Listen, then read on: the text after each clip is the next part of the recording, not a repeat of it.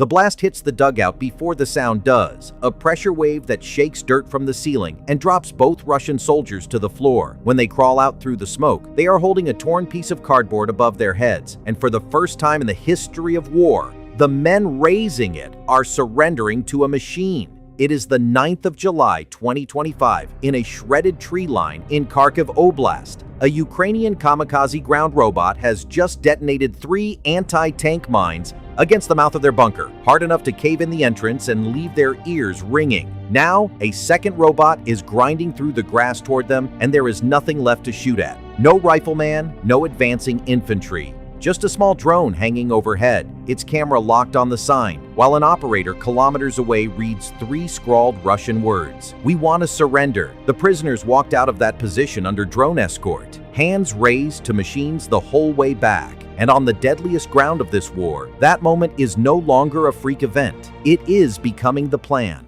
Welcome back to Defense Declassified. To understand why soldiers are giving themselves up to robots, you have to understand the arithmetic that is bleeding both armies. On stretches of Ukraine's eastern front, 5 to 10 kilometers of line are held by as few as 12 soldiers. Not 1,200. 12. Ukrainian commanders have stopped hiding it. We do not have the infantry. Russia has the opposite problem. It still has men and a doctrine that spends them in massed assaults, wave after wave, for a few hundred meters of shattered ground. Between the two armies runs the strip soldiers on both sides call the kill zone, a belt up to 15 kilometers deep where small drones hang so thick that anything human that moves is hunted within minutes. Trucks cannot carry ammunition forward. Medics cannot bring the wounded back. Around the city of Pokrovsk, the most violently contested axis of this entire war, roughly 90% of frontline resupply now runs on ground robots, tracked machines crawling forward with ammunition and water because a human driver would not survive the trip. So, Ukraine followed the logic to its end. If a robot can carry the bullets, a robot can fire them. If a robot can hold the road, a robot can hold the trench. Over 18 months, that idea produced a chain of battlefield firsts no other army has ever recorded, and the chain begins in the dead of winter at a village north of Kharkiv called Lipsy. December 2024. While the front freezes solid, the Kartia Brigade, the 13th Operational Brigade of Ukraine's National Guard, is finishing a plan it has worked on for 5 months, an attack that exists in no field manual, an assault with no soldiers in it. When it rolls at Leipzig, more than 50 uncrewed systems move as one force. Tracked ground robots push toward the Russian line carrying machine guns and demolition charges. Mine-laying robots seal the flanks against a counterattack.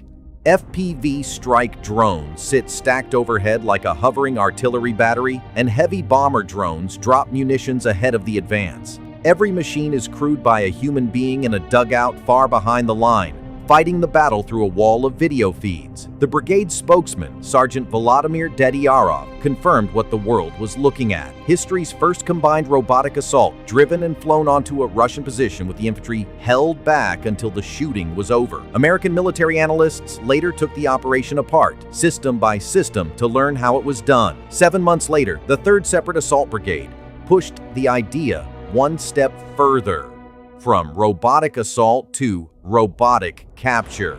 In that Kharkiv tree line, FPV drones cracked the Russian dugouts first. Then came the kamikaze ground robot. Its payload of anti-tank mines detonated square against the bunker entrance. And when the follow-up robot closed in to finish the position, the 2 survivors inside made a choice no soldiers in any war had faced before them. They surrendered to it. A drone led them back across the gray zone, and Ukrainian infantry walked into the position only after it had gone quiet. The brigade lost no one. It fired no rifle shot. It simply accepted the first surrender ever offered to machines. Assault was one thing. The next question was stranger. Could a machine not just take ground, but keep it? In late 2025, at a wrecked crossroads on one of the most exposed stretches of the Eastern Front, Ukrainian troops slipped a single-tracked robot into a camouflaged hide and pulled back. It was a droid TW-12.7 built by the Ukrainian firm DevDroid, a low-tracked platform that moves at 7 kilometers an hour, a walking pace, carrying a remote turret with a 12.7mm M2 Browning heavy machine gun, the same 50 caliber weapon armies have trusted for a century, fed by 300 rounds on the mount. Software steadies the gun, tracks the targets, and computes the ballistics.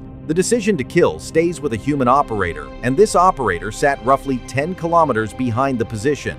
That robot held the crossroads for 45 days, a month and a half on ground where an infantry section would have needed rotation, resupply, medevac, and luck. The machine needed none of it. It did not sleep, did not freeze, and did not flinch when the assaults came. By the unit's account, every Russian attempt to push past that intersection was broken up by its fire, and the company commander behind it, Mykola Zinkevich, callsign Makar, summed up the experiment in one sentence. The only thing present at that position was the robot. Ukraine calls it the war's first fully robotic defense of a position. Holding it cost not a single Ukrainian casualty. 6 weeks on some of the most dangerous ground in Europe, and the sentry never had a pulse. Then, in December 2025, near the city of Kostiantynivka, the same model of machine crossed another line. An MTLB, a Soviet-built armored carrier with Russian assault troops aboard, came rattling toward Ukrainian positions, trailing diesel smoke. A droid crew from the 5th Separate Assault Brigade, watching the thermal feed from kilometers away, walked the turret onto its flank and let the range close. The Browning hammered out its burst. Across the field, it sounded like canvas ripping. Half a second of it, tracer sparking off the carrier's thin side armor until something inside caught. The MTLB lurched off its line, stopped dead in the open, and burned, taking its assault force with it. The first documented armor kill by a ground robot in this war, scored by a squat-track machine against 12 tons of Soviet steel. By the spring of 2026, the milestones were being announced from the very top. On the 13th of April, Ukraine's Arms Makers Day, President Volodymyr Zelensky told the world that, for the first time in the entire war, a Russian position had been captured by unmanned platforms alone, not supported by robots. Captured by them, start to finish, with no Ukrainian infantry involved at any stage and 0 Ukrainian losses. The operation he was confirming was the one in that Kharkiv tree line, run by NC-13, the ground robot strike unit of the 3rd Separate Assault Brigade. It had taken 9 months for the cardboard signed surrender to become official history, announced by the president himself. And now the machines had names: the Term-IT, the Zim-IY, the Protector, a family of platforms that lays mines, hauls cargo, and carries guns, working like a fire team made of steel. The Russians on that position gave up without a fight, because there were no humans to fight. Moscow has never offered its own account of that day. Zelensky's framing was blunt. The future, he said, is already on the front line, and Ukraine is building it. None of it works without 2 pieces of hardware Russia still has no answer for. The first is the fiber-optic FPV drone, a quadcopter that flies on a hair-thin glass cable unspooling behind it, 5 to 20 kilometers long. No radio link, no signal to detect, nothing for Russian jammers to grab, and the picture it sends home arrives in under 15 milliseconds. Electronic warfare, Russia's great counter to the drone threat, does nothing at all. The second is the kamikaze ground robot, and the signature model is the Rotel S, the Honey Badger, a silent electric chassis quicker than a running soldier, hauling up to 40 kilograms of explosive or a pair of anti-tank mines, with a record strike at 6.3 kilometers. Russia's response on the Pokrovsk axis has been speed over armor. Vehicles die on the approach roads, so Russian infantry took to attacking on motorcycles, dozens at a time. Gambling they could cross the drone belt faster than the operators could react. The gamble has been ruinous. In April 2025, by Kiev's count, one massed assault near Pokrovsk collapsed with around 200 Russian dead and 115 vehicles destroyed, 96 of them motorcycles. That December at Raion, another motorcycle column ran into drones that were already waiting and lost some 40 men in the fields short of the town.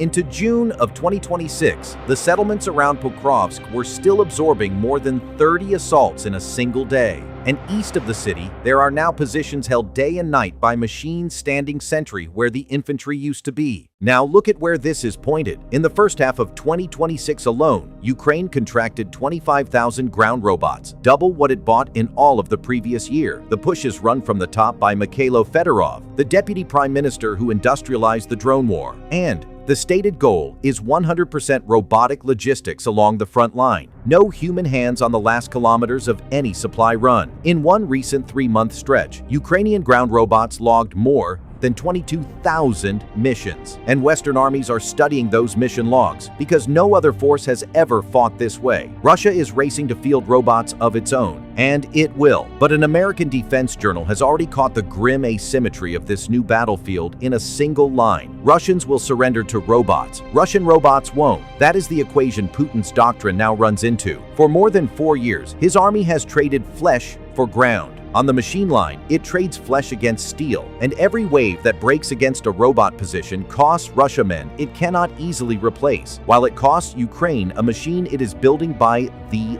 thousand. The two soldiers with the cardboard sign understood something the strategists are still catching up to. Behind every Ukrainian robot, there is a human being who will accept a surrender.